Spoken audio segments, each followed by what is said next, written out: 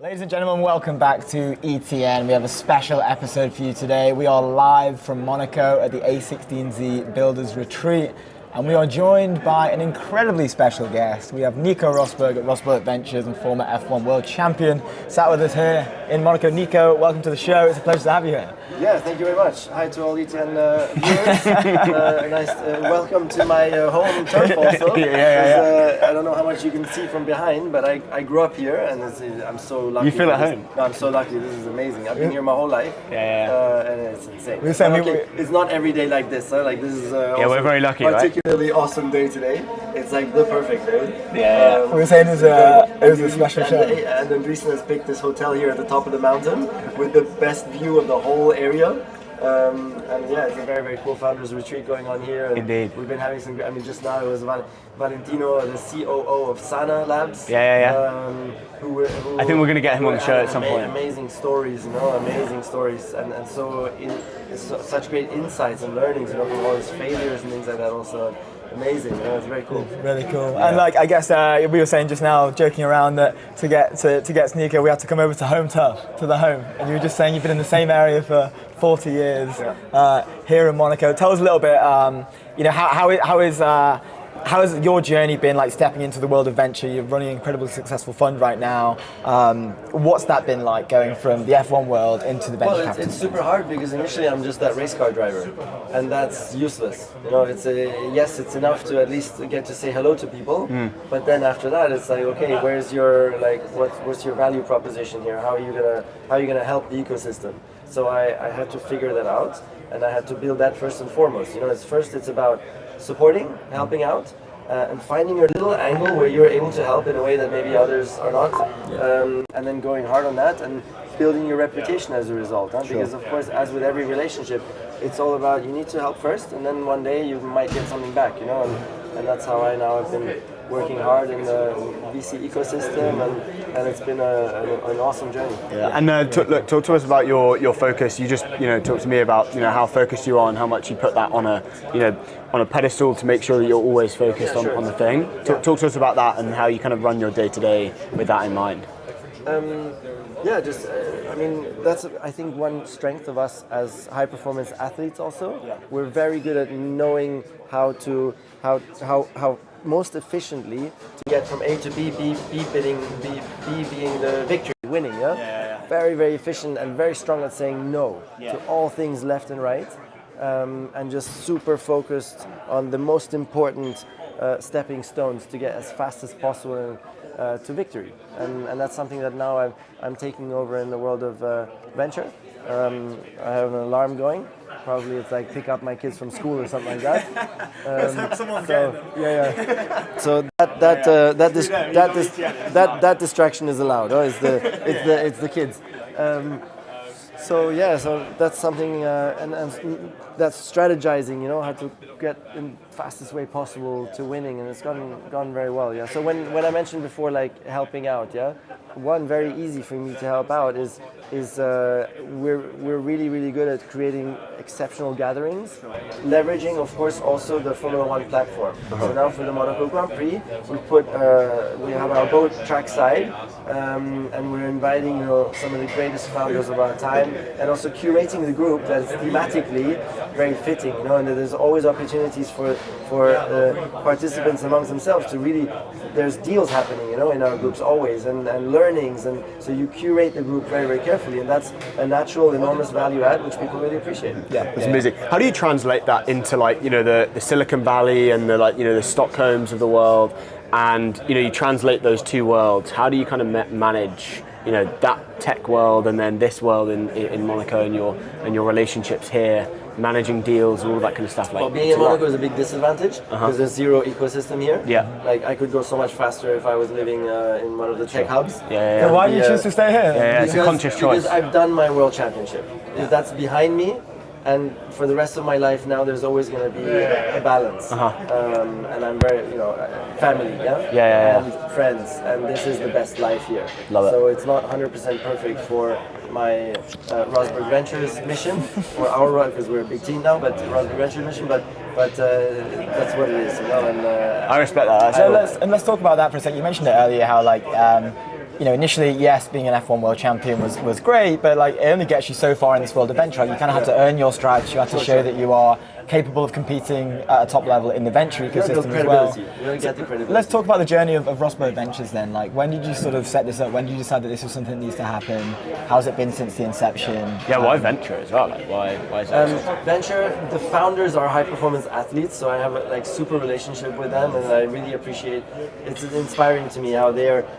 As high performance athletes, they're not going for a Formula One World Championship, but they're going for an idea that's going to change our lives. Yeah. That's amazing. So I love being involved. And there's a financial aspect also, that if you do venture well as an investor also, it by far can become the best asset class in the world. 100%. And if you look at the endowments like Harvard and Yale, who are the kind of the gold standard for investing wealth across generations, their best asset class and their biggest asset class, I just looked at MIT, I think they have almost 30% of their endowment is in venture. You know, a 27 billion endowment, that's, what is it, almost, 8-9 billion, that's going to be in venture, you know, so it's a huge amount, and it's their best performing asset class. So that also was then a light bulb moment for me. It was like, wow, okay, I want to do that too. Let's make an asset class out of this for our family wealth. Sure. And then step by step, we built a strategy how to manage to, because it's a super small club. The best returns are captured by a very small handful of investors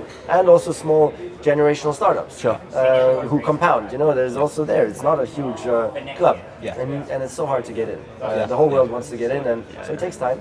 But step by step, we made our way, and we're now very respected, and we're partnered with many of the best. Really cool. And like I remember when we were doing some research just before the show, I saw something like, you obviously have a great relationship with a16z, everyone knows that, but I saw something around like you were cold emailing them at one point, like really early on. Oh, everything, Like, what's that relationship with a16z been like? When did this start? Like, how did it? A big advantage for me now is that I have zero fear of failing, because I failed 90% of my time in racing. I only won 10% of my races. So I have done more failure than I've lived through. I don't think it's even possible. So I could not care less about failure. So I will always take those chances where there's an outsized opportunity, or like I will take those chances, and Rosberg Ventures is one of those chances, because actually it was like 90% sure it's going to fail. So I'll always take those chances, and I'm cold emailing all the time, and I get rejected 90% of the time. even Nico Rosberg. But then 10%, like just yesterday, I've been trying to reach Toby Lütke, the CEO, the founder of Shopify. He actually is a guy to get. Exactly, but he's a race car driver. So that, of course, is my best angle. And I've been trying for 3 years. Everything, cold, guessing emails, and his PA, and the common friends, and everything, and could not get him to even acknowledge or write me once. No way. And I was on the phone with him yesterday. Now was it a 2-year journey? 3-year journey to get even get a sign of life from him. You know, Did you tell him when you finally got on the No, that would be a bit embarrassing, so I didn't say it to that extent. But I spoke to him on the phone yesterday, you know, and got an amazing Full insight. circle, and we also found some common, interest for the future now. Again, it's the easy one is obviously around racing, where we can together create an awesome racing day and create a lot of value there and a great experience. And that's the example. Even here we are at Andreessen Horowitz, and then there's well, maybe I shouldn't say that publicly. Actually, that's a bad idea. I was just about to say which fund accepted us yesterday. Yeah, you don't need to. Let's not drop that. But I'll give you 4 names, and then you'll know it's one of those. Okay. Founders Fund, Y Combinator, Sequoia, or Kleiner Perkins. That is one of those. Well, they're all pretty good. And we got the green light. You smashed it either way. Yesterday morning for a sizable allocation. Let's go, man. They only took 2 new LPs globally. Amazing. We are one of the 2. Amazing. So it's like Congrats. you can never get into these opportunities, and we're getting into most of them now. So it's like a super journey, and we're really well positioned now. Yeah, you just learn to bang the door as much as possible, and eventually you get in. I did want to ask about F1 and the integration of tech, because we went to Juventus and we spoke to Chiellini. Yes. and he was talking about how Juventus are bringing in startups to kind of help their athletes where that's, I don't know, like relaxation or on the field or whatever. Yeah, sure. Can you talk to us about the integration, how like the F1 and this ecosystem over here is like thinking about like frontier technology and bringing like startups to? Well, one to is life? there's thousands of sensors on a Formula One car. Sure. Sensor data. Yeah. And of course now with AI, there's startups who are really at the forefront of analyzing and automating the sensor data analysis, you know, and creating stories around that and everything, you know, extracting the most valuable insights. And so I just introduced a startup to an F1 team for that. Then of course we have wind tunnel, you know, we have computational fluid dynamics is a very, very key ingredient to any performance of the race car. And again, there, AI, a massive opportunity, because at the moment, the learnings are not really captured in a very good way. Like a run is done in the wind tunnel, and then a lot of it is even lost. A lot of the data that's been gathered, and so even creating statistical models around that, and then using AI to, it's like this huge material science, periodic labs. They are using generative AI now for material science. Huge opportunity, because in F1 everything is about materials, because weight is critical, stiffness of material is critical for performance. So there can be Gen AI coming for material science, whereas F1 has been at the forefront, but now with AI, much more opportunity. So there's loads coming, because any extra kilo in an F1 car that you can put once you get to the minimum weight, which many teams have not managed to get to, so that's like the first thing. Because 10 kilos is 3/10 of a second. So some teams F1 at the moment are more than 10 kilo over, so they lose 3/10 of a second per lap. So you have no chance of winning anything. So you need to first get to the minimum weight, but even when you get there, if you manage to move 5 kilograms from a high area down to under the car with titanium ballast, again, that's a huge performance. So weight gaining never stops in F1. The challenge to reduce weight in certain areas never stops. So there's like massive opportunities for startups now to get involved. We said on the show loads. Seeing the intersection of technology / startups really combined with like the sporting world, like you mentioned Juventus, we had something with Como 1907 as well. You know, Air Wallet's one of and they're becoming sponsors, businesses, right? They're not just sports companies now. The intersection, the two of them are crossing, like they're both colliding. I think we're seeing it more and more today than we have ever in the past. Where like Deal sponsor Arsenal, Air Wallet sponsor Arsenal. Like I see the Revolut logos all over the football stadiums. 11 Labs sponsor Audi as well. And we're seeing a lot of these. I saw that was an amazing launch by Matty and the team, by the way. That was a really cool one. But like, why do you think this is happening? Like, why do you think we're seeing this intersection now? It's happening more than ever. It seems like both worlds are starting to collide a lot more than they used to be anyway. I mean, Formula One, it's also just an interest level now. The founders, more and more founders have become fans of the sport in recent years. The fan base has grown enormously in F1. And as you get like a critical mass of like the leading tech and large cap companies like concentrating in a sport, suddenly it also becomes a playground for deal making and for getting new customers and everything. You know? So now there was an article in TechCrunch just a few days ago that the F1 paddock has become a hotspot for deal making for startups. There was a headline article in TechCrunch. That's sick. I didn't see that. How do you get onto the paddock? The F1 paddock is, and actually we are one of the first movers there. Yeah, you're making the deals, right? We are that. Yeah. We are creating those hotspots in the paddocks, bringing the best founders together, and some of the large caps and everything. So. On that, there are probably people watching today that are probably wondering, how does Nico Rosberg choose his investments in founders? Like, what do you look for when you want to? Well, at the early stage, and even at early growth stage, it's always about the founder. Look at like 11 Labs is a good example. It's not natural that they're going to be able to remain a market leader with the competition they're facing and everything. But you just have an amazing founding team with Matti and Peter and they figure it out, you know, and they move faster than anybody else, pivot their way to staying ahead. Now going into agents, you know, and customer service, and they started with dubbing Hollywood movies. But they pivot their way and keep moving faster than anybody else. Keep gathering the greatest talents together in one place, and then they remain ahead. And Lebanon is the best example, because if they're even like 2 years ago, if it was just about the idea, you might have said, all the foundation models are going to go into voice, and they have. How are they going to stay ahead? Like, they're going to get eaten alive. But the consensus was that Matti and Piotr are one of the greatest founding teams of the moment. So they will stay ahead because of the talent that they have. And for now, it's very clear that they are staying ahead, and they are dominating and winning and growing, and so that's the best example. I love it. Well, look, I think we're out of time, but for final question before we let you go, we don't want to take too much of your time. What have you got planned for the Monaco GP? In 2 weeks? Again, hosting some of the greatest founders of our time. We put our boat trackside, so it's like an amazing experience. Like, you can't really buy an experience like that. So, and then really curating. We have quite a lot of robotics this time. Interesting. Yeah, robotics is quite a big theme this year, and like the first two people that actually, because I invite like so many people, because it's hard, especially from the US. Then it's not so easy to travel here, so you have to invite a lot of people to then get. We have a capacity of 25, and the first robotics founders started coming. So then you look at who's also extracting real world data for the robotics models. So that's complementary, and then you start putting it together like that, and so we have quite a good.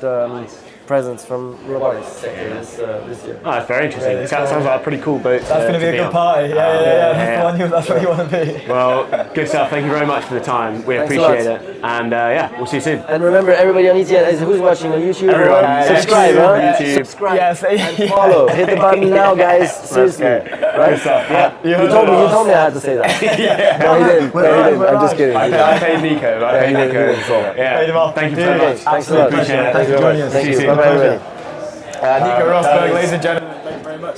Airwallex, leave our data business bank behind with Airwallex. You can the all-in-one platform built for business, multi-currency accounts, good price, management, on anything. Go to airwallex.com. We're good. We're good to Happy go. days. Up next, we've got Anish joining the show. Anish will be here in 5 minutes. Anish, as we know, is the general partner over at a16z. I can drop it in. He's coming over.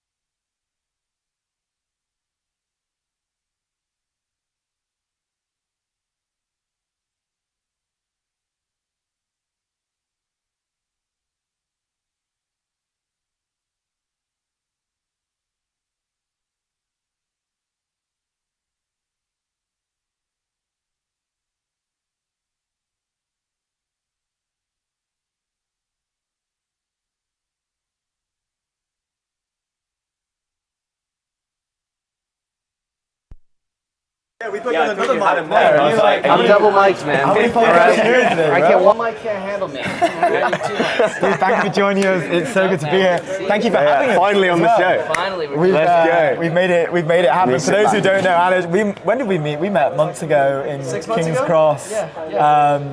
Basically at the inception of ETN. I think we were only maybe a month in. And since then, and you've been super helpful for them, so we're very thankful. And thank you for having us here in this beautiful. Yeah, thanks for inviting us. I don't even know what I'd call this thing. Nice. It's kind of like I said earlier. It looks like Bit of a spaceship vibe. it's like a villain's volcano hideout thing. Yeah. You know what I mean? But It like does have a little bit of adventure. in a good way. Yeah, totally. But why don't you tell us a bit about the day? What's going on here? Why are we here? Break it down for us. No, look, I mean, it's a really special thing to be with this community of people. I think the magic of technology Silicon Valley as like a crew, as a movement, is that there's a lot of serendipity, there's a lot of professional generosity, and we're all playing positive sum games, right? We're thankfully not in a market where because I win, you have to lose. And like the goal is just kind of extend that community, that ethos that already exists here, but maybe kind of accelerate it into a lot of the folks that are based here. So we don't really think about, European founders, Silicon Valley. We're just like founders, man. Sure. And how can we be kind of a platform for their conversations? So, and look, the energy is great. Obviously, the vibe is great here. You guys are here, so it's kind of off the hook. Yeah. One thing, so I listened to your talk, which was fascinating, or you guys talking, and it was one thing that stood out to me was your interest in AI roll-ups, and I want to kind of deep dive a little bit more about the opportunity there. So I think on a general note, like let's give me your take. Like why are you super interested? I'm skeptical. Look, I think a lot of it is. It's very intellectually interesting to think about these things and to describe them and to write them down. But the reality is when you're rolling up, let's say you're rolling up accounting firms. You've got 10 or 100 or 1,000 different firms, all run by different individuals. They're geographically dispersed. They all have their own idiosyncrasies of why they win, why they lose. So it's just a huge amount of operating surface. And then usually the pitch is we buy these companies, we buy them at a relative low valuation. First of all, the market, obviously the sort of accounting market knows that they're the target of roll-ups, so the valuations aren't that low anymore, and then we add AI. Okay, well, where do you add AI? Well, I don't know, we just sort of broadly add it to improve operating leverage. But the problem is, as you guys know, you can add it in support, sales, collections, operations, coding, there's so many areas. So what ends up happening is you buy all of these sort of disparate businesses, you have this very diffuse peanut buttering of the operational efficiency gains, and you're usually an outsider. You're a software founder trying to run a traditional business. So I just think that actually, you can make it work, but I just think you have to be so detailed and disciplined about how you do it that it often fails. And the people in our community, I would push to do something that's more deeply technical rather than the intersection of technology and financial engineering. It's kind of connected to, right now there's more than ever, there's an ongoing discourse around AI, and I feel that the general consensus is it's got incredibly more powerful in the last 2.5 months, really. Yes. Ever since they dropped the Mythos warning post. The too dangerous to release model? Yeah. Everyone's kind of, I don't know, I feel like there was like a general vibe shift. Yes. I have a tweet up here that you posted the other day. This is with regards to consumer, but it talks about, you quote this as 1% have seen God, 99% are wondering what all the fuss is about. Yes. And it speaks to me a little bit about maybe like the bubble that we kind of live in the tech space, but can you maybe break down the tweet a little bit and like what you meant by this and what your angle was? Yeah, so what I was inspired by was, you guys know Ben Evans. He used to work at Andreessen Horowitz. He's a Londoner and he's back in London, and he sort of releases these semi-annual reports on just the state of technology. And one of the slides everyone should go through, and he just released it on Monday, kind of shows the number of prompts that like a power user uses versus the sort of bottom quartile user. Even for people that are very active on ChatGPT, and the spread is enormous, right? So it just illustrates the fact that the people that are really using the technology are using it for every aspect of their lives, every aspect of their work. Like every time the model can't do something, they ask themselves, what information do I have that the model doesn't have, and how do I wire that in? They're constantly closing loops so the models can do everything. And they've also got this sort of almost cultural deference to the fact that the model is, more broadly intelligent, more disciplined, more thorough, more committed than I am, right? So that's like what the 1% looks like. And for those people, it's not psychosis if you've seen God. They're really, really at the edge. It's and just they more see exciting every single time, then it gets better. 100%. They see the implications of everything. And then I think for many other people, I call it maybe like pejoratively the Twitter versus the Instagram view.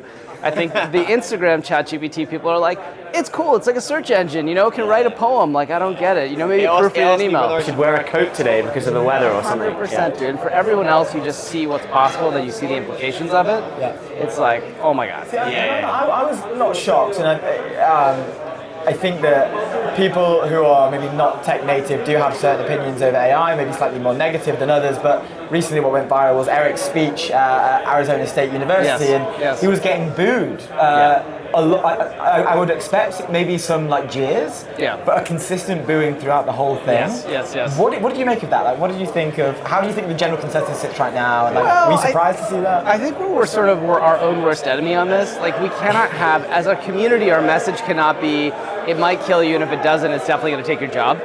Like, we've got to, come on, like, that's the message. You know what I mean? Like, come on, you know, like, you should just have, like, pushing that narrative. 1 year moratorium on like lab CEOs going on pause. You know, that is what I call for. So look, yes, I think that we do have a little bit of a comms issue around it. Look, I think the truth of the technology is that one, every time we've seen these product cycles, it's like more jobs, more wealth, more human flourishing. 80% of the surplus of every product cycle, right from market economies through the steam engine, through electricity, through traditional internet and technology, gets captured by consumers. People's lives get better and wealthier, and think of all of the kind of commodities you take for granted today that were luxuries once ago, right? Like everything from travel to therapy. Like 50 years ago, people went to Disneyland because they couldn't afford to get on a plane ever in their lives. And now people travel all over the world and visit 100 countries. So I just think we're underselling the historical precedent for what this means. And then two, look, I think that the most important thing we can do to really sell the technology or tell the story of it is make important things cheap. And in America, the most important thing that has gotten exponentially more expensive is healthcare. 45% of healthcare spending is administration, which is directly sort of attackable by the new technology. And you have this tailwind of GLP-1s also making healthcare cheaper. So I think if you could go to like Americans broadly and say, look, your healthcare costs went down year on year because of AI, that is like the way that you're gonna get people to be like, oh my God, we need more of this. So that's like, if I was running comms for the industry, that's exactly what I would attack. Yeah. Give them something that they can relate to, that it makes a difference in their life, instead of like, hey, look at this, It's an amazing thing that might take your job or might not. Yeah, and like I can make the soft sell for it too, which is like, so much of the stuff that drains our energy at work is kind of communication, prioritization, politics, and I think the models really help with all of that. But that may be too soft of a case. Instead, I want it to be like, your doctor is cheaper than it was last year. Nice. Consumers in total, like, what are you most excited about now? I feel like it's it's a space that evolves probably the fastest, specifically within AI. Like the space 2 months ago probably looks different to it does today. What are the things that you're most excited about? What are you sort of looking at? You mentioned about the like prosumer agents versus like coding agent, that dynamic. Talk to us about that. Well, so consumers are in an interesting place right now. You can argue that on one hand, 950 million weekly actives for ChatGPT, so it's the first mass-scale new consumer product in a decade, right? So that's positive. But consumer true startups, there has not been as much activity. I think there's two reasons for that. One is that the marginal cost of distribution is not zero. So you can't have like a free app that does inference because the costs are really high, right? The second is there isn't really an AI native channel. Like I thought maybe it would be the ChatGPT apps directory. It hasn't really been that. So like usually when you have a new channel and a new technology and ideally new culture, you get Uber, you get WhatsApp, you get Snap, et cetera, et cetera. So we haven't quite seen that breakout yet. Now, if we index to kind of iPhone era, we're in 2010, which was the year before Airbnb, Uber, WhatsApp. So I think that like consumer will happen, though it hasn't quite happened yet. Look, on the positive side, I think the substantiality of the value we can deliver to a consumer is so much higher. Like you look at personal agents and OpenClaw and all these things, you think of how many decisions do people make that are just suboptimal in their finances, in their health, in their employment, in their credit in America. Like in America, if you aren't like a credit sort of expert, which every person should not have to be, you make all these choices that are just illogical, and you pay more for your credit, and it kind of ends up being this, regressive tax on people. So I think you can automate a lot of those things with things like personal agents. You just make consumers' lives way better, and not better in the way that Instagram made our lives better, like better entertainment, better in that like you just have more money at the end of the month. So that's that's the pitch and the promise. One other thing that I was super interested that you mentioned was you said, I think, like word for word, like we're insufficiently psyched about like AI and all that kind of stuff.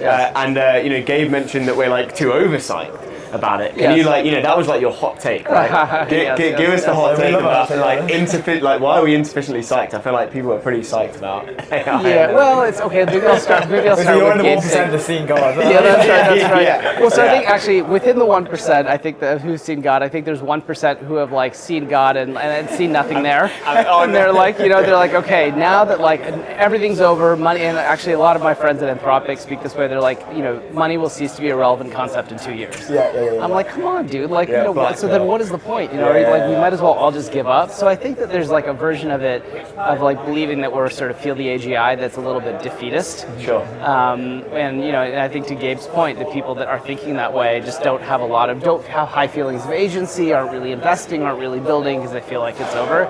I don't agree with that point at all. I think the reason we're insufficiently psyched is like I just don't know that there's a lot of like talk about these technologies, but I don't know how ambitiously everybody's integrated them into their own lives and their own work. And when you start to integrate them, you just see there sort of is no, I haven't hit the limit. I don't know that there is one.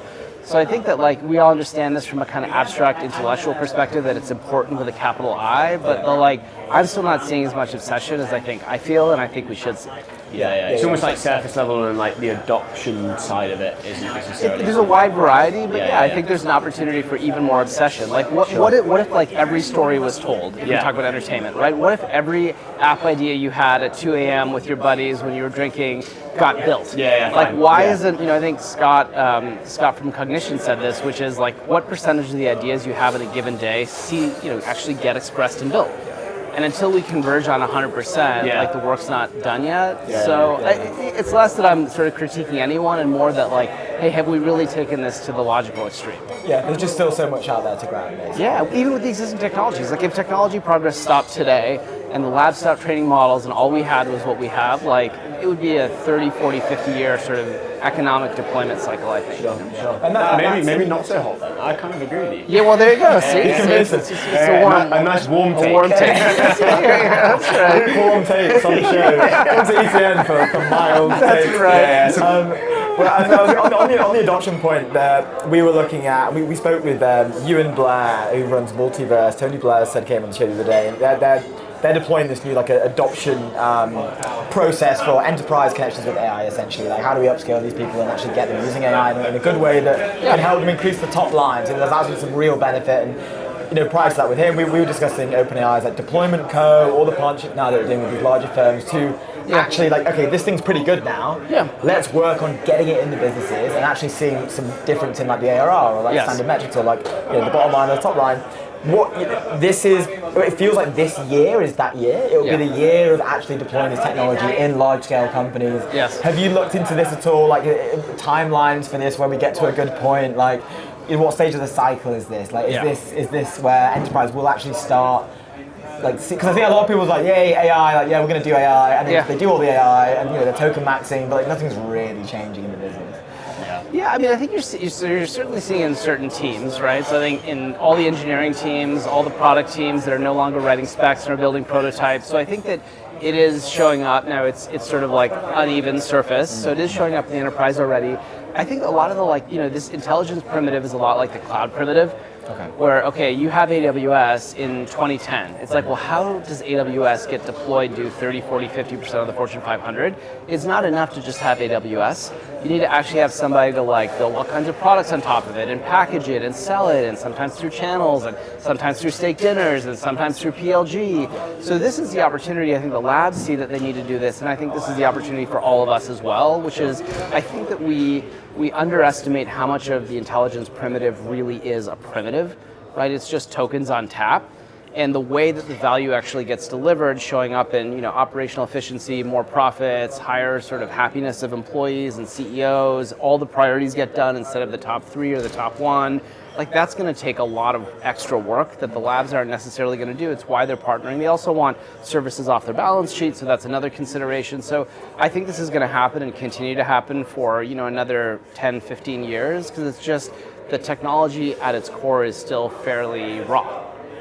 Do you think with how fast the technology at the frontier is changing and moving, Yes.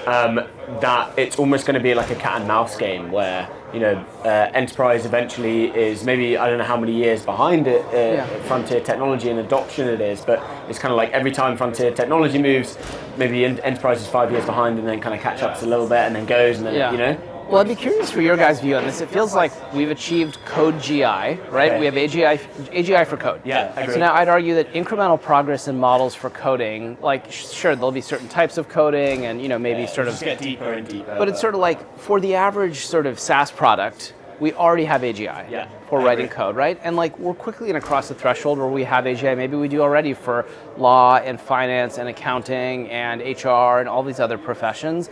So sort of once you cross the threshold, I don't know that there's more of a cat and mouse game. I actually think that it's a sort of diseconomy of scale for the Frontier Lab because they spend another 100 million to make another 10% progress in coding models, and then they have to sell it for the same price as the sort of off-the-shelf Chinese model. I mean, but what do you guys think? I think a good example, to define a point in which maybe you've hit that AGI moment where you've hit a point where like it wouldn't make economical sense to push this further. Like this works for these people, it's doing a good enough job. Yes. I remember seeing a post from an engineer a while back who was essentially having like a small existential crisis. The fact that like they really miss the fact that they don't manually code anymore. Like it used to be their whole job. They spent like 20 years doing this, and now like, they just sit there and press like enter every few minutes. And in a really weird way, I could understand why this person felt sad and like why that was a shame for them, because it did kind of change their job and they didn't really get the meaning that they felt previously to that. But in a way, like that was in my mind, that was like the definition of their AGI moment, where like this is it. Like this would just now happen for you. Like you don't need to touch this anymore. But it kind of left this individual in particular feeling a little bit like, okay, this is cool, and like I'm still like technically efficient enough that my experience will help me even run this like 10x better than someone who has no experience. Yeah. But like I think that was kind of their AGI moment. But they were kind of like, okay, cool. Like, what do I do now? What's their identity? Do I have to go and get a new hobby? Or I think some of that is for dramatic effect, though. Like a good sort of analogy is cursive writing. We all learned cursive writing growing up, but how many of our identities are really cursive writing, right? You're like, look, I have a keyboard now, I type or I tap or whatever else. I'm trying to communicate, and maybe there's like a tiny subset. I've written for like months. Oh, there you go. Yeah, and do you write in cursive? Yeah, you actually write in a mix of cursive and regular notation. My point is like, there's probably like a subset of maybe all of our English teachers in high school who really mourn the loss of cursive writing. I taught this guy so much. Dude, but for the rest of us, we're just trying to communicate, and I think that's true of most programmers as well. Yeah, okay. To me, there's a romantic nature of that. Of course there is. Same with programming, Yeah, and maybe that's what I guess they're clinging on to. Well, and dude, by the way, this has happened over and over. So if you look at machine code programmers, were very depressed and suspicious of assembly code programmers, okay? Assembly of C programmers, C of C++, they thought that was the height of weakness. Don't even talk to me about Java. Like, you don't actually manage your own memory? Like, are you kidding me? Right, so there's just been this sort of story of like increasing levels of abstraction and then suspicion from the previous generation. It's gonna happen again.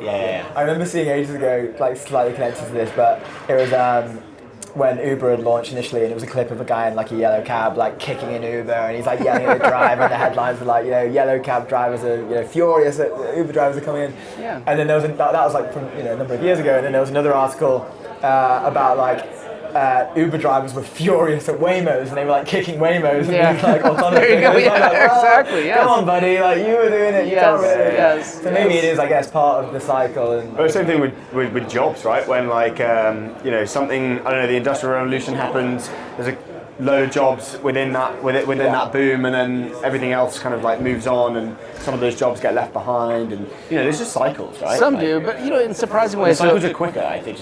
They're quicker, but also think less people get left behind than we might think. So again, I'll reference the Ben Evans presentation, which we should point all of the listeners to. But he sort of shows two charts. So one chart essentially is the number of elevator operators after the invention of Otis, which is the sort of electrical elevator, right? And of course, it's like flat lines down. Really, that their job is to press a button. yeah. Then it actually shows beside it is the growth of accountants, and the number of accountants it's essentially been exponentially growing, despite the invention of computers and language models and all this technology, for some reason there's more accountants than there's ever been in the world. So the point is, I think there's very few jobs that are actually just one task. And it's easy to underestimate the number of jobs that'll continue to grow, because also like the economy is going to grow, human desire is going to grow. We're just going to have a lot more stuff to manage. Yeah, I saw a good tweet case of that. It was like pre-AI, one unfinished project, post-AI, 15 unfinished projects. It's like you're just, you're doing more than what you have in the same thing, right? Like you find ways to move player output. Yeah, dude, and I also I don't want to under sort of state the case for human desire and ambition growing. Like in 10 years, you're going to be annoyed that you don't have a vacation home in Mars. You're going to be like, that's where, forget about the south of France. You're going to be like, dude, are you kidding me? Like that guy's got the house, his sweet house in the colony. It overlooks like the Martian Sea. Like, well, yeah, you should call us when you guys are doing this on Mars. I promise in 20 years, 10 years, sometime period, people are going to be like bitching about things like that. Like, oh, I took space travel. Only goes to Monaco. Slow. What the hell? 100%, dude. So this is like the thing that keeps happening, Quickly on like it's just hot in the news right now, but like these insane IPOs that we have coming up, slightly connected to Mars. I think was it Musk tied his payout to building a civilization on Mars. I can't remember what the exact reason I think was, maybe the moonshot. Yeah, or the Mars shot. I only get paid if we actually land on Mars and we build like a village of like 30 people or something like that. Yeah.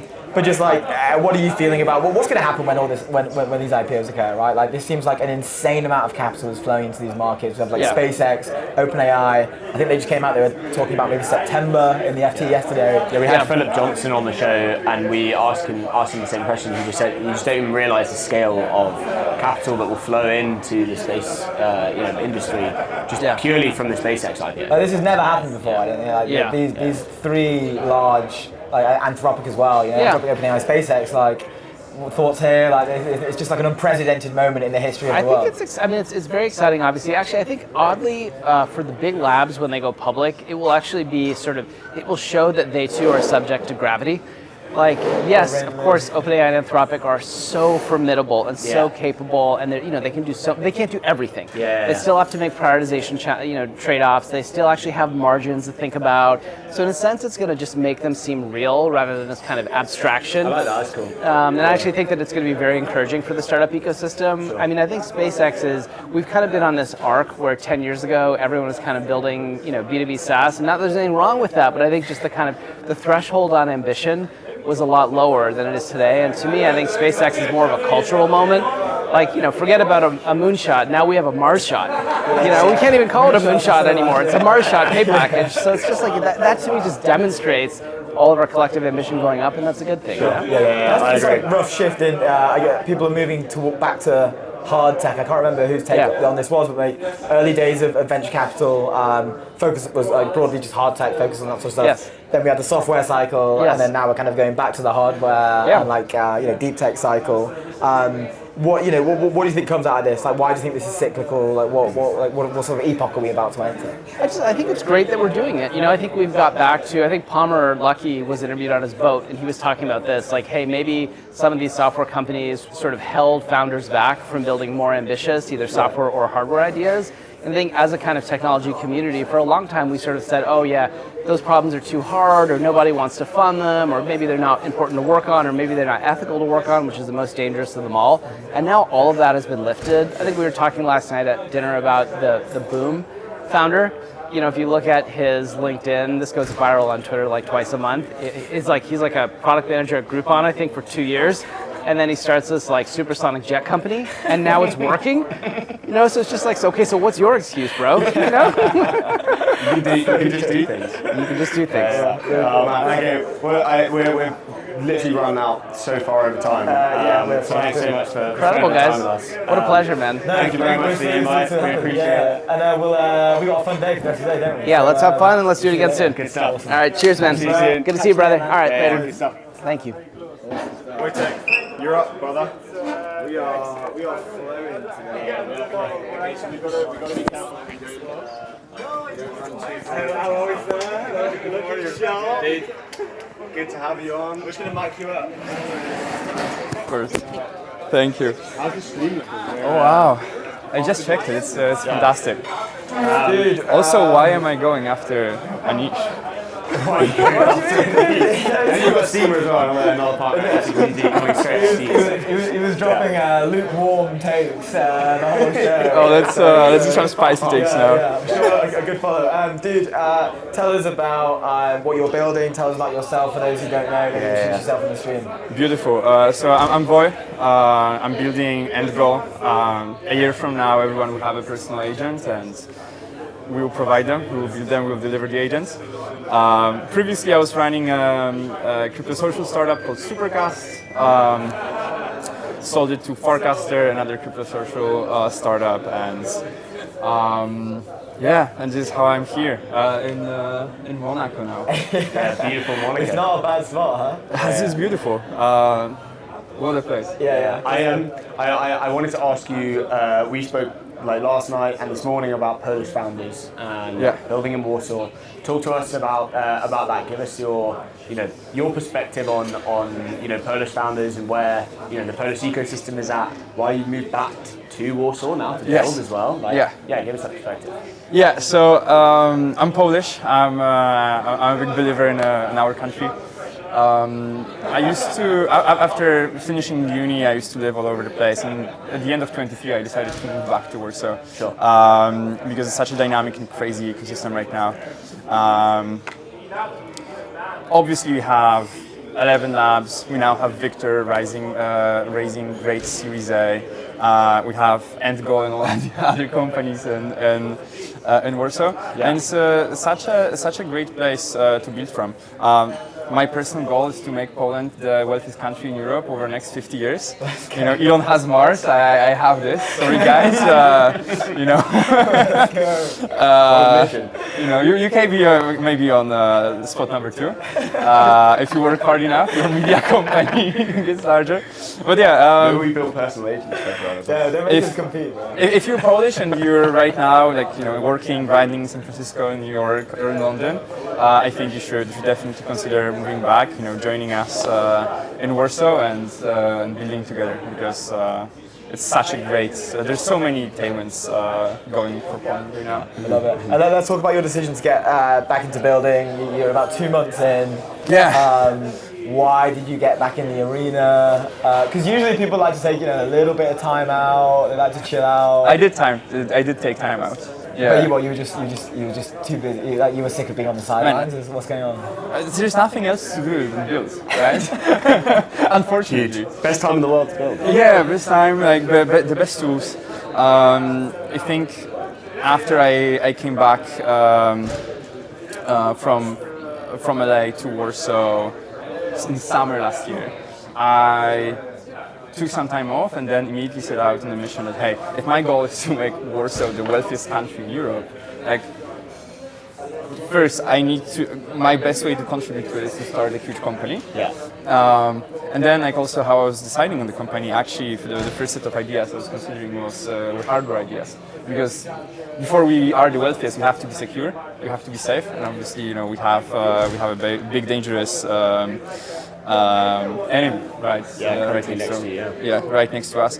And also there's so many great people working on in hardware right now in Poland and Ukraine. But in the end, I ended up seeing my leverage still in software, and maybe in 10, 20 years, it will come back more to the sport, maybe more on the investor side or something like this. But as a builder, as a founder, right now, going hard on AI and software is the way to go. We have a lot of conversations at the moment about sovereignty. We literally talk about it every show. At least one guest will talk about sovereignty, because I think what's happening, in frontier AI now, where countries are realizing on a country level that if they're not at the top of the game, you're going to lose, your power within the world. Yeah. And it's becoming a sovereignty kind of thing with energy and power. And building data centers and making sure that you have the infrastructure as a country to stay on top, right? Talk to us about how I guess Warsaw thinks about that. We've never been there, and you're on the ground. Is true, there right? talk about? So we talked about it last night. BTM. That was late into the night. We were corrupted by alcohol. Those conversations aren't legitimate. ETN's never been to Warsaw. Sovereignty. But talk to us about the, is there talk about sovereignty in Poland specifically?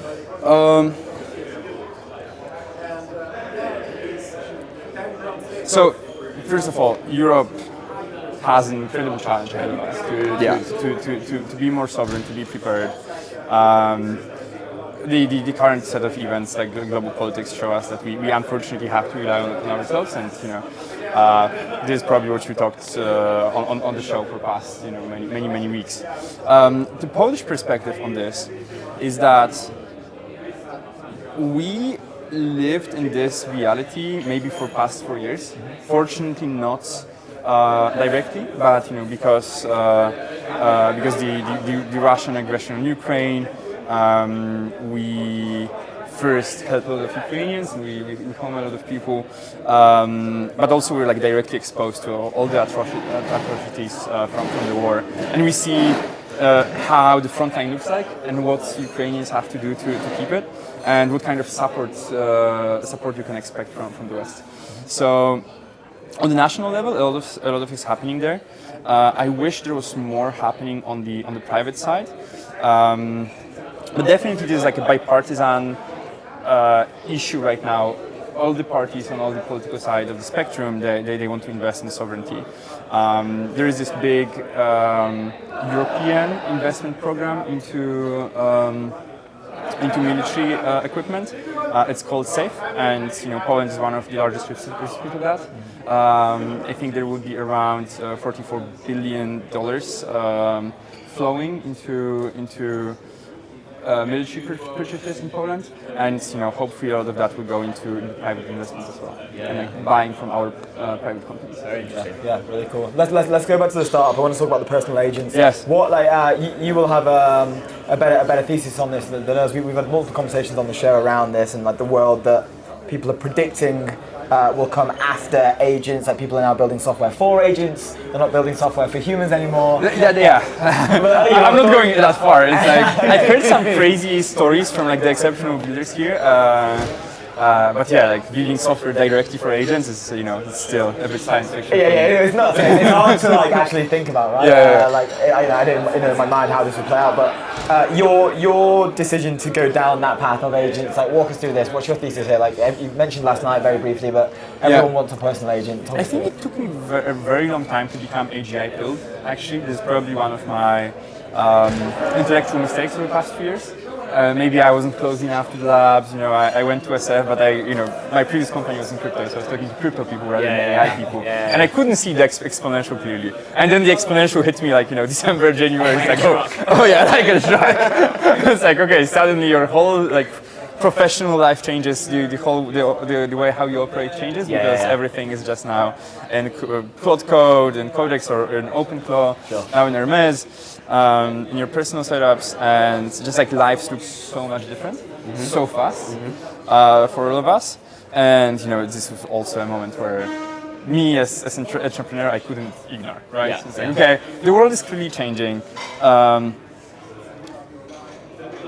I want to play a big role and like make a big impact, and I want to build my vision of the reality to the world.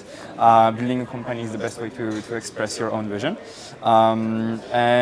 Studied, went deeper into agents for a couple of months, built 2 smaller projects, smaller companies. I shipped them, showed them to the friends, were excited. And because I was, building my own personal agent through all of this time, after some time I just realized, okay, this is the moment when I have to actually take that seriously. I have an edge, I can win the market, and I'm super excited to ship ENDGOAL in June. I'm hiring right now a team in Warsaw. I'm building it myself as well, and the product will be basically, instead of setting up your Hermes or your OpenClaw and like setting up all the keys, download the server, maybe buying back Mac Mini, you download an app, and you connect your Google Calendar and like you verify your phone number and it calls you. And then you can add it to group chats. Maybe it starts roasting you guys. The design space. More of that. We get roasted enough, bro. You don't have agents to get roasted. Yes, some. Yeah, we talked about some of the greatest ETN roasts on the internet. No, but seriously, the design space is so vast, and just to see how successful OpenClaw is among the thinkers, among people who have this technical prowess to set it up and work with it, it's very easy for me to imagine how this technology, this consumer technology, will diffuse very clearly to basically every human with an internet access over the next years. And I'm super excited to play in that market, both as an entrepreneur but also as a designer. We will bring those experiences to the market. People will be using this. Hopefully, it will make your life easier and better. And that's super exciting. Amazing. Really cool. I'm very pumped. You two things there, there's a marriage of like the technical elements of that role, but also you mentioned like the design elements of that role. There were a lot of conversations around taste. I feel like those conversations have died down now, but it's almost like it's essentially expected that technical people working on consumer products should have some understanding of what is good UX, like what is good UI, obviously, and marry that technically. Like, how do you think that's changed? Over the last year, I guess, is when it's really got hot. Like, because it used to not even really be in the conversation, right? You'd have someone technical would sort that, and then the front end guy would sort everything else with a graphic designer. But I think that all three of those roles have kind of just like collided into one. Yes.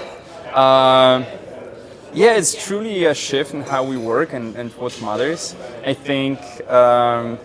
Actually, I changed my mind on the purpose of design and like the design skill over the past a few days actually. So I would,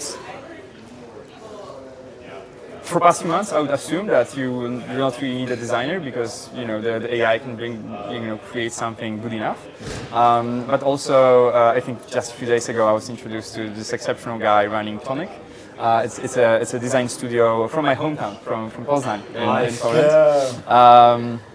And these guys are exceptional, and they're really good at setting the brand, building the product in a way that's like could be automated, and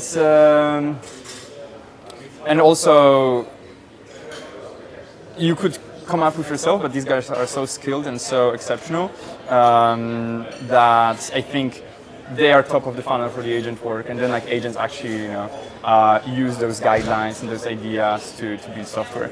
How exactly it will look like 6 months from now, no idea. Happy to be back in that. 50 times in that time. Happy to be back in the arena. Indeed. Thank you very much. We appreciate it. Guys, thank you so much. Good luck. Take Take care, guys. Ciao.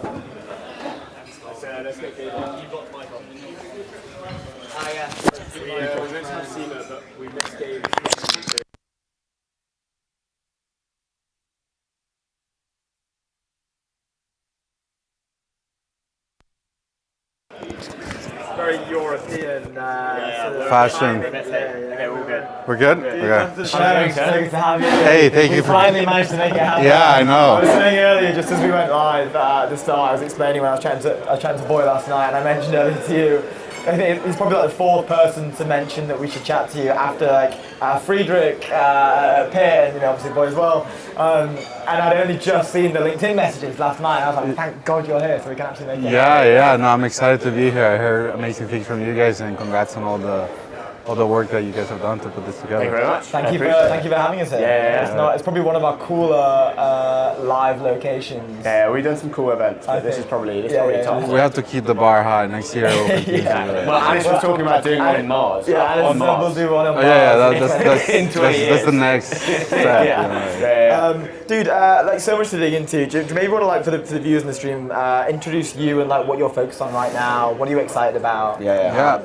Happy to. So I've been at the firm. I'm an investment partner at a16z. I've been at the firm for 5.5 years. Majority of my focus has been international, so outside of the U.S. I'm originally an immigrant from El Salvador, so I was born and raised in El Salvador. I came to the U.S. on a scholarship to study computer science and econ. I then managed to get a scholarship from JP Morgan to start my career as an investment banker doing tech M&A in New York. And after that, a short stint doing that, then I don't like hierarchies. I don't do well in hierarchies. They don't like me either. So I went to a startup called Oscar Health, incubated by Thrive Capital, and it was a great experience. But then after that, I kind of wanted to get into the investing world, and I noticed that there was this kind of big opportunity of just like international investing outside the U.S. It's like I had a huge admiration for Silicon Valley, but I thought that this Silicon Valley was more of a state of mind than a place, and I think software and AI have made that possible. So my entire investment career has been based on that, and my statistic that I always share is that half of the unicorns in the U.S. are immigrant founders. So that means that by default, these people are going to be outside the U.S. at some point. And my job or my goal is to find these people early and help them in their journey as they come to the U.S. Or if they build great regional businesses like financial services or healthcare that are highly regulated, I would love to invest in their local markets as well. We talked yesterday extensively at dinner about how you do that and how you actually operate your job and find those outliers. I wanted to touch on the way that you kind of go about it in terms of you're actively going to making dinners at a certain time. You talked about having a Thanksgiving dinner at Harvard, and you know that all of the other people that aren't the people that you're looking for aren't in Harvard at that time. Yes. So you've already filtered out people, right? You get strategic. Talk to us about some of the strategies, because you don't have to go super deep if you don't want to, but I thought what you're doing is so active and systematic, and it's very rare to see someone doing that so well that you're doing it. Yeah, no, I appreciate it. And the example that you mentioned is that, every year I host Thanksgiving dinner at Harvard, and I'm trying to expand this across MIT and Stanford as well. And the reason why is because I have a strong opinion that, the best international people that get to these elite institutions, sometimes they don't have the money to go back home during that period because it's an awkward time before Christmas. So you find the majority of them on campus still, and they don't, they usually gather these kind of informal dinners across them. So I'm like, why didn't we organize a big dinner and get all together? And by the way, for me, it's an amazing way to kind of spot talent early and help them early in their career. So, my entire motion in the U.S. is kind of investing in these killer immigrant founders that came to America, similar to me, to meet the American dream and build global companies.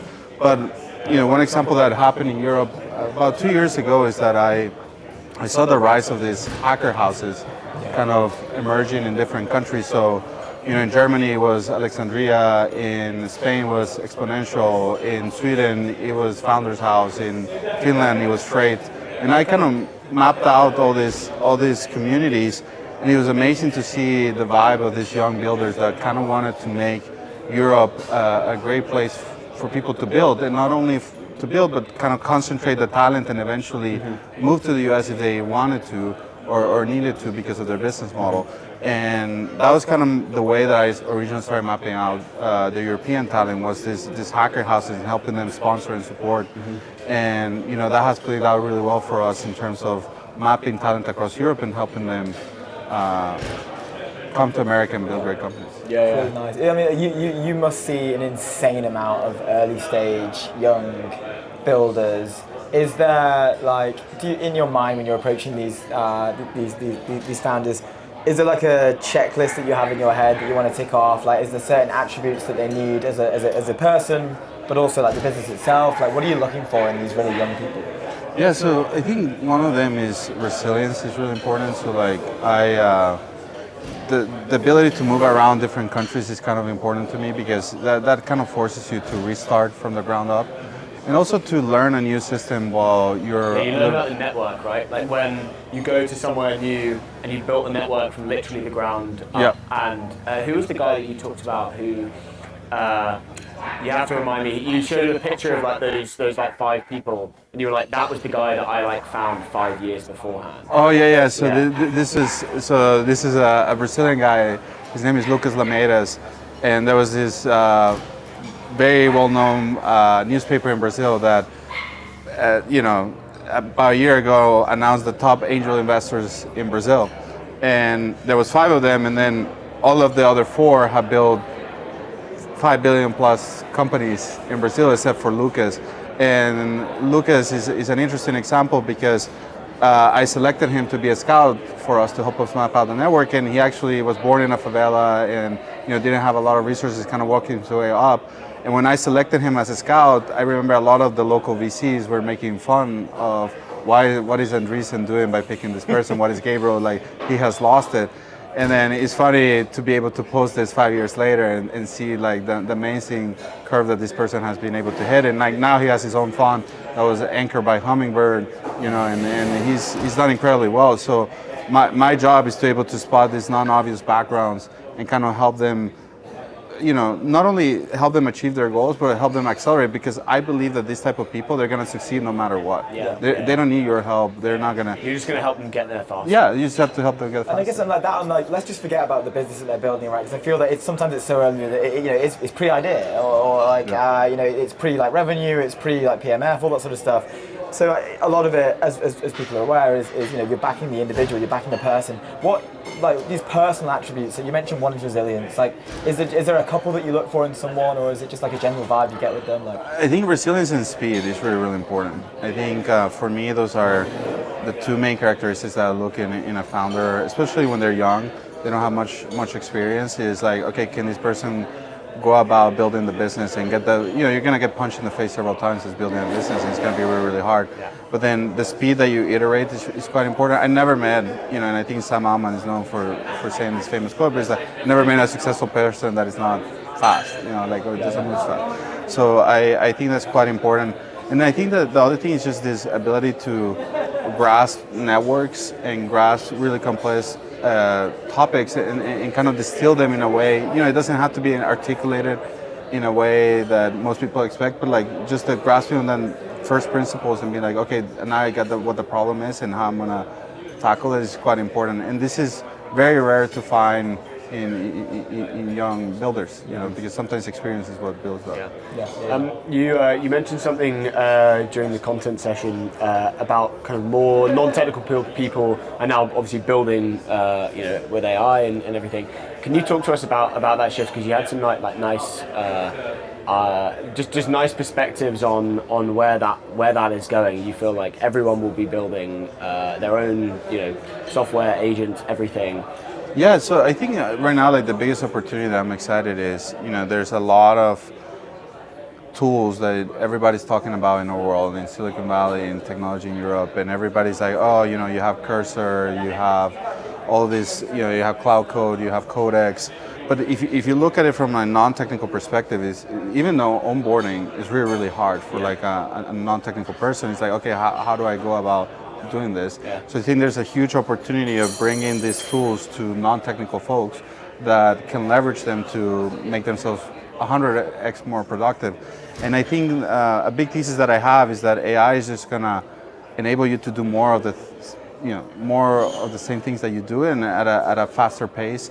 So I do think that we're gonna see a lot of these non-technical folks that people look down upon them because they couldn't build it, they couldn't move.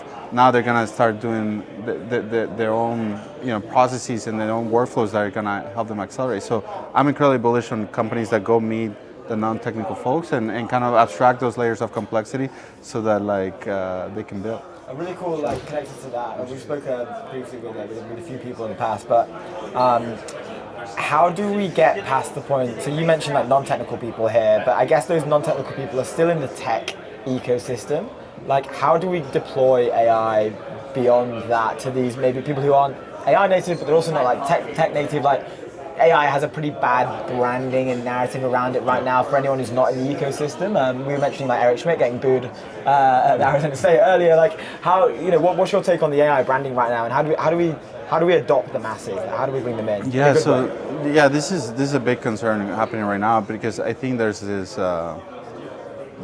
wrong narrative right now saying that like AI is gonna come after your job, and it's gonna the permanent underclass narrative, and I think those things are just not true. Like, I think what it's gonna enable you is to do more things.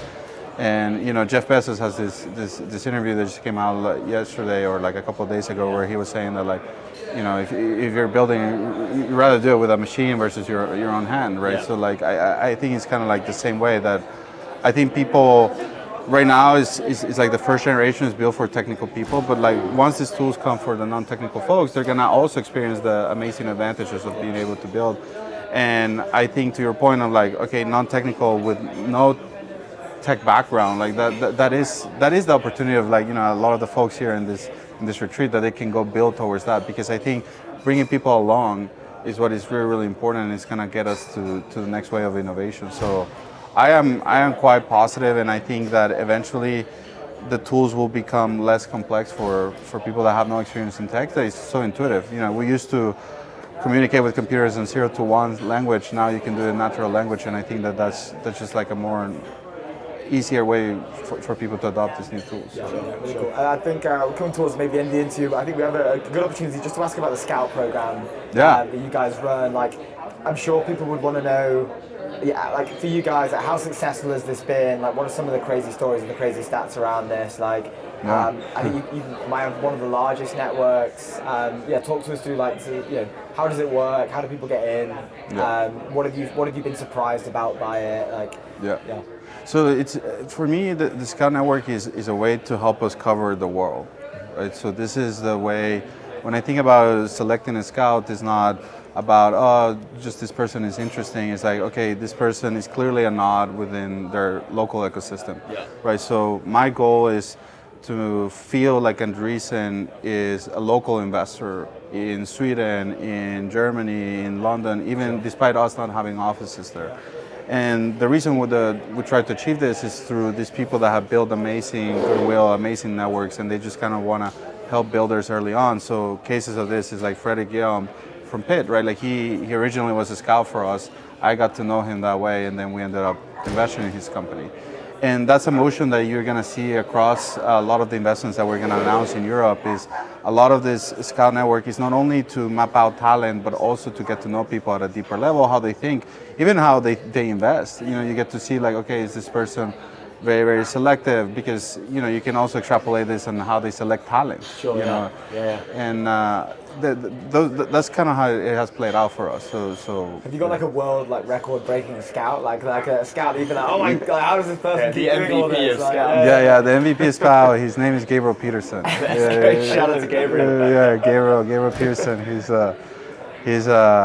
is the deal breaker. He's deal breaker, the deal maker. He famously introduced me to Lovable. You know, like and he told me. Kudos to you for giving him credit. Yeah, no, of course. I'm taking that all. No. I'm all about giving credit to the people that they deserve it, and Gabriel was like, you need to meet Anton. He's gonna create like an insane company. I was like, okay, you know. And then I met them, and then the next week I flew to Finland to spend more time with him. So, anyways, that's so cool. Well, Really look, thank you so much for the time. We appreciate it.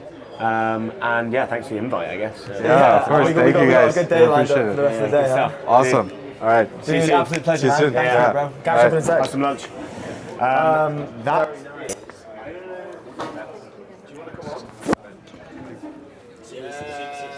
Seema's joining.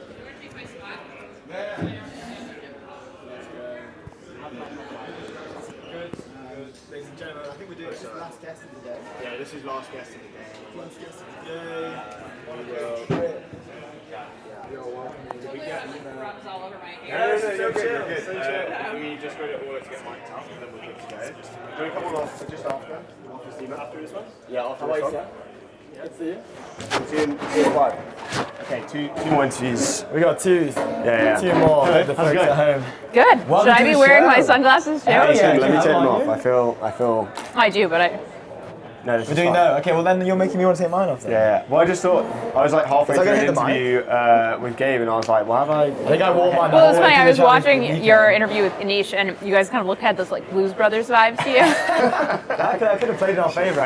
Maybe we put them back on. We should have run with that. For the stream and the viewers, maybe want to introduce yourself. What are you focusing on right now?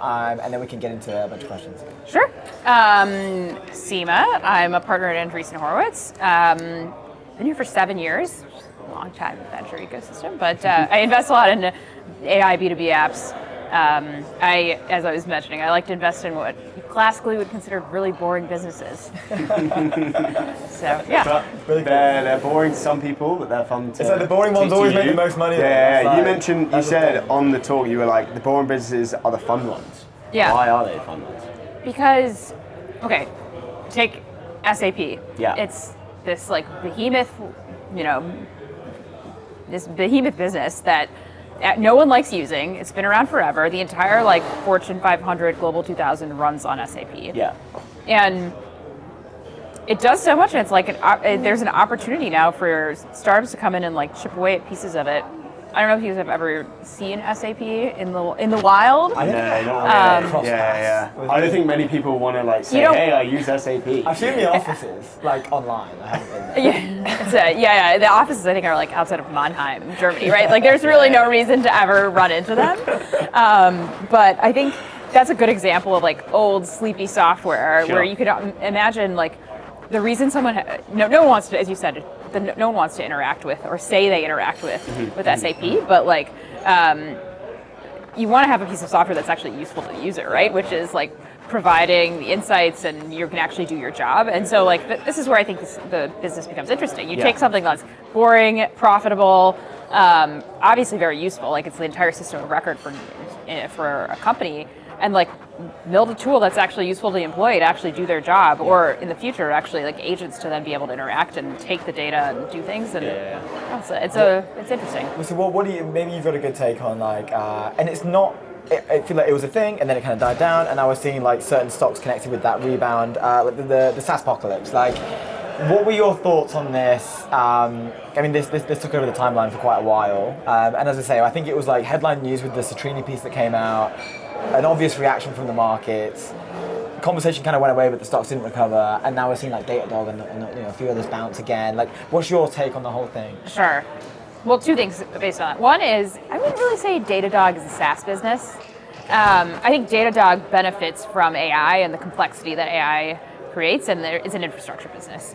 So kudos to Datadog for bouncing back. I think if you look at a lot of the incumbent SaaS businesses, the whole bet is that they're going to now be able to launch an AI product that is not just a feature, or like what I like to say, the slap on a chatbot strategy, which you've seen every, Salesforce and et cetera. Much, and that's like, can you imagine like the conflicts of interest internally to launch? They've just changed the entire direction they've been moving around workflow. Product, but like it's actually like easy to change the product once in their whole lifetime as a company. Yeah, and so example, Salesforce launched this like headless product a few weeks ago. It's called like Headless 360. They didn't actually launch anything. It was literally the same product. It was just a marketing campaign, and that's like the Salesforce way of operating. And no, not to pick on Salesforce, but I think that's true for all of these companies. They just don't have an AI product. Well, it's because for those larger companies, it's kind of one of the only ways that they can stick around on a current narrative, because they can't move the business quick enough, right? Like Salesforce, 90,000 employees. Yeah. I guess a good way to maybe front run it or stay relatively aligned with what the trending narrative is maybe like announce, and then like let's just try and catch up as we're going along. Yeah. Which I'm not saying is a great way to do it. Like. No, I mean that's the strategy. However, I would say it's probably okay. We've got all these people who are trapped on the platform. We're telling them new things like Agentforce and Headless 360, and they're like, okay, that sounds like they're doing the right things, and they're going to offer it to me for free. The direction be correct. Yeah. But I think the proof will be in the pudding, because at the end of the day, like if your product doesn't actually live up to what else is out there, people are going to switch. And what are those? So just within that, like, what does that future look like? Just going back to the Citrini piece, like. There were comments around now that the barriers to entry to create, like there's no like real moat for these systems. I know we spoke to Gokul at Marathon, and he was mentioning like, okay, well the systems of record are probably safe because there is a moat there, there's like a data moat. But do you think we are going to get to a point with just like I guess consumer builders now where we can just whip up something as similar to a large scale B2B SaaS? Like, are we there yet? Do you think that will actually happen? Like, I think what you're seeing is a lot of employees like code up their own like productivity tools on top of a system of record, right? So you can now make something like an SAP, probably not SAP, but something a system of record, more But like for your consumable. own business, I think is the Yeah. most interesting thing. Is like Totally. personalized AI businesses. Like, you know, our back end is literally just built. I mean, I know we're not as big as SAP, but we don't really use much software, right? Right. That someone else has built. We use our own Totally. because we built it. I think, but like, you know, your business is relatively simple, Yeah, right? yeah, And so yeah. it's totally possible to do Yeah, that. yeah, But do you think as the models and people and adoption get better at using and integrating AI into their company, that would just become, you know, even for a complex business, that might become, you know, more normal and less? Yes and no. Okay. I think at the same time, so when it's like data that has like a compliance angle to it, right? Like an ERP, you don't necessarily want your employees coding it up and maintaining it more so, right? Yeah. Like how many of us have like vibe coded something and it's just like, you know, sitting there and we're like, oh, that doesn't really work totally around this thing, and I'm not going to fix it. I'll just let it like gather some dust. It was really cool to build it. I have zero Yes. successful projects from I don't want to tell you how many projects I've made unlovable. But I was like, oh, this is really cool, and then I forgot about it. But maintaining software is expensive. Compliance of the software is hard, and I think also when you have a bigger company, you need to do permissioning and trust and fine. collaboration. And I just think that's like hard to say someone internally, build it and then maintain it. At that point, the cost is like relative to the software. Sure. But I do think this is a fair point. I think the cost around software, well, you know, is also seeing pressure, right? They'll have to kind of, they'll have to know that is possible internally, so they'll have to kind of map costs to that. Yeah. I wanted to ask about Leo. You guys backed Leo. We did. And you know, we've had the founder on the show when you guys announced Leo. Can you talk to us about why specifically you backed that company? Like, what was so interesting? Sure. I'd say a couple things. One, Vlad, who is the founder, is a beast. And if you spend any time with him, he's got like insane intensity. He's probably not going to want me to say this on live TV, but he's obsessed with the sauna because it's like the one time that the temperature gets so hot that he won't be thinking about his business. But he's the best. On top of that, like I think I'd seen a bunch in procurement, so I spent a lot of time looking at things that sell into the CIO and the CFO. Looked at a lot of procurement businesses. They all felt more incremental, pre-AI. They weren't really thinking about the agentic world and what that means. And Leo was the first that we saw that was like what we call multi-agent, meaning there's an agent that's doing intake, the sourcing process, negotiation, and this is all for procurement. So whether it's sourcing chairs in your offices or you know, more complex manufacturing, you know, parts, any of that can be handled by Leo. But yeah, so combination of the founder, what we hadn't seen, and I think procurement is really interesting. It's another SAP, Ariba, Coupa. You know, I wish them well, but I'm not sure if they're building any real AI products anytime soon. Yeah, I remember. I think we mentioned it when we first met yesterday when we sat down at lunch, but.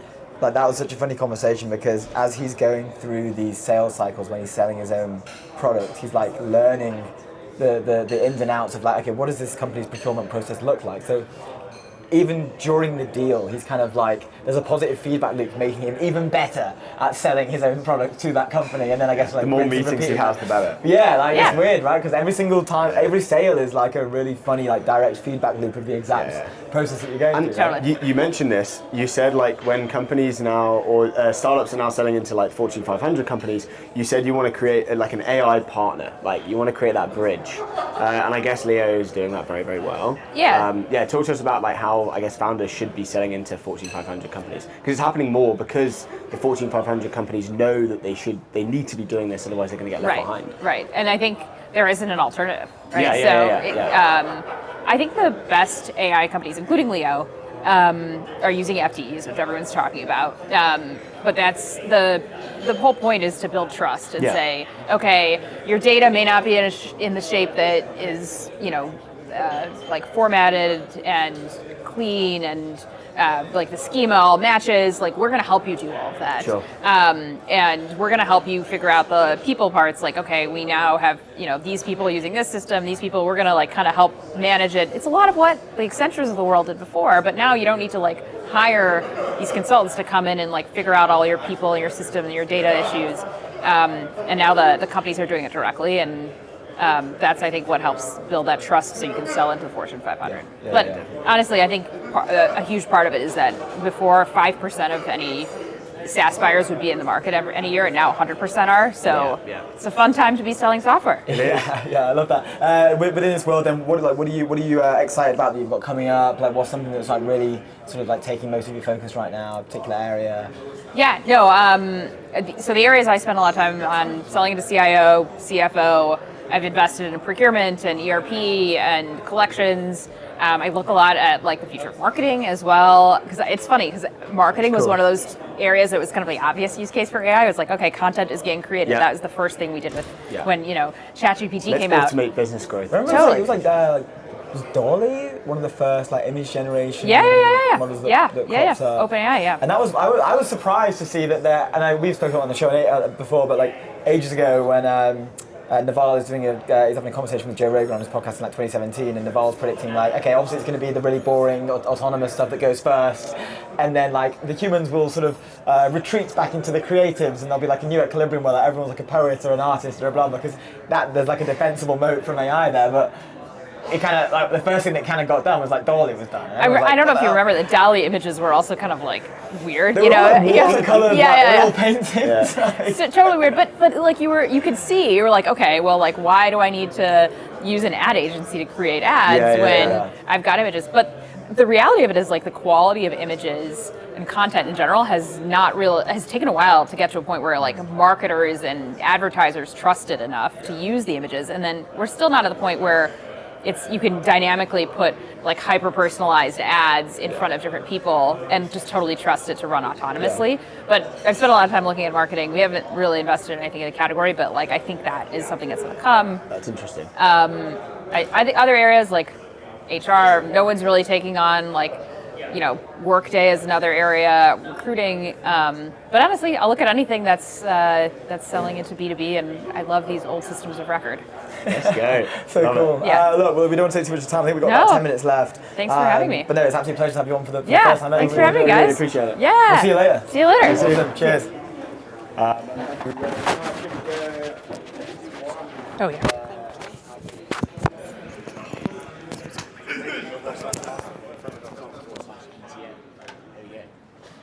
Hello, sir. How's it going? Hey, how are you? Good to see you. Congrats on probably in order. Yeah, you've probably got some amazing news to share.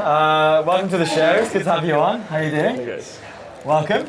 Maybe for the stream, do you want to introduce yourself? What are you working on? And then we can get into it. Yeah, I'm Frederick, building Victor.com. That's good. Well, tell us more. You got it on the timeline. I'm speaking to you or the camera? To us. Okay. So Victor, There's not even a camera Victor is the AI employee for small businesses, mid-market companies, and hopefully in the future enterprises. Okay, amazing. A founding story, like why this, why now? What was your background before this? How did you get into it? So we met with my co-founder in Meta. Before that, I was at Oxford. I come from Poland, from like a Math Olympiads background. In Meta, I left earlier, and then we started the company in 2023. And the mission from the very early days was to build an AI employee, and the kind of the format was changing over years. So back in 2023, you didn't have code gen or like tool calling in a kind of reliable way. So the only way to build agents that act and not just respond to questions was through browsers. So you basically take a snapshot of the DOM, you compress it in a lossless way for the information, and then at every step you ask the model, hey, this is the current snapshot, this is my goal, what is the next step? And you do it in a loop. Yeah. And those agents with 4 or 5 consecutive steps, they were just failing. Yeah. The reliability was like 50-60%, and the cost for each such run was like $20. So it was impossible to sell. Right? Yeah. We were state of the art though, like for I think almost a year on Web Arena, better than OpenAI and the likes. I mean, they were not super focused on that. So. Yeah, I remember. So I remember when browser-based agents were kind of getting a bit more popular. Operator was released by OpenAI. They rebranded it to something else. I forget what it was.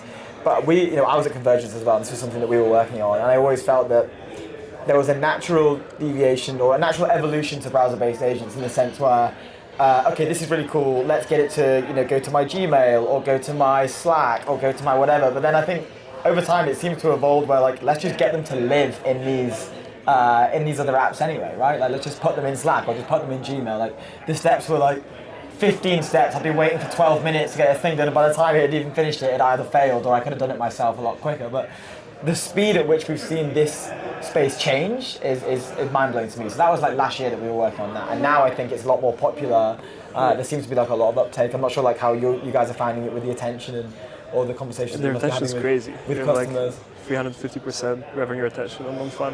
Wow. It's insane. It's hard to reason about it where you have just 2 to 3 months of data. But like so far, we didn't have a single drop. So wow, this is like and you just assume that it's just going to keep riding. I think there's room for expansions within each team. So we're kind of the goal for us is whenever Victor joins a team, it should hopefully be useful to everyone in this team. Yeah. And currently, the usage is very concentrated with a couple of power users, and our goal is to kind of spread further. And we see that it's happening, and this is primarily the reason why the revenue is growing so fast. Sure. And then, of course, on top of that, we need to expand outside of the teams. Currently, the revenue is so fast, is so high, not because we have a lot of customers. We have just 2,000 paying teams, but the revenue, but because the LTV is so high, like people are paying us a lot. We have like 5 people teams paying 20K a month for Victor. Wow. I remember the times when ChatGPT Pro was costing $200 a month, and we had a shared subscription for the team because it was too expensive. And now we have like small agencies which pay 20K a month for Victor. Yeah, it's nuts. Yeah, that's insane, dude. And this is just like 2,000 customers currently. So the question is like, where's the ceiling? Yeah. What are these conversations like with these customers? You mentioned like small agencies. Like, what's the ICP here? Is it really like SMEs all the way to enterprise? You're starting with startups and SMEs and maybe some smaller agencies. Then you're going into hopefully enterprise at some point, right? Is that the trajectory? Yeah, so we never did when we started, we didn't do a single vertical campaign. Everything was like, hey, this is your AI employee, and we were just hoping that the ICP will come. Like this is how you figure out who the ICP is. We ran some meta campaigns, AI employee, and then we started getting traffic. Sure. And then it turns out like the ICP currently is like we have a lot of e-commerce shops, agencies, particularly marketing agencies, and tech startups. But it's super horizontal. Like for example, last week I spoke to a real estate developer, and he was building like a fitness center somewhere in the US. And he said that they had this plan for the building. They had all the context in Slack and some other integrations. And Victor joined the workspace. Victor looks at the plan and says, hey guys, I think this should not cost $12 million. It should cost like 7.5. And then he's like, okay, let's take a look. And they did it at 8. So then this guy is calling us and he's saying, hey, Victor just saved me $4 million. in like a week, right? The subscription fees going up, buddy. Did I expect this? Did we build for this ICP? Absolutely not. We just have like an insanely powerful harness that's capable of doing a lot of things and like a lot of things for a lot of verticals. We made sure that all the integrations are working really well. Not all of them do. Like we are still working very hard. For example, Amazon and Shopify are not working super well, but e-commerce still is our biggest kind of niche, right? That's so cool. And like that has been like, I guess, for a number of companies in the space, been a really hard GTM angle to try and work out where if you have a horizontal agent, okay, like, it's very hard to sell something when you're in front of someone and they ask what does it do and you say everything. Yeah. Right? Like, what do you pick an industry? Or do you pick a vertical? Do you pick a subset of team? Do you pick a seniority? Like, it's a really hard thing to work out, but it's sounding like you guys are reverse engineering it and just basing off who's coming in. You somehow need to figure out who to sell to. And the best way to figure out is show the outcomes, show the promise, and let people play with it. And just get enough eyeballs for some people. Understand what they want and know that you can provide the outcome. So for us, the playbook was, spread it broadly, see what people do. Once we know what people do, now we take those testimonials, we take those case studies, and we sell them within the verticals that we see where Victor is useful. It turns out Victor is useful almost anywhere where Slack exists or like Microsoft Teams workspaces. So it's kind of most businesses. Still mid-market and small companies. It's not yet enterprise, but we are hoping at some point to open up enterprise.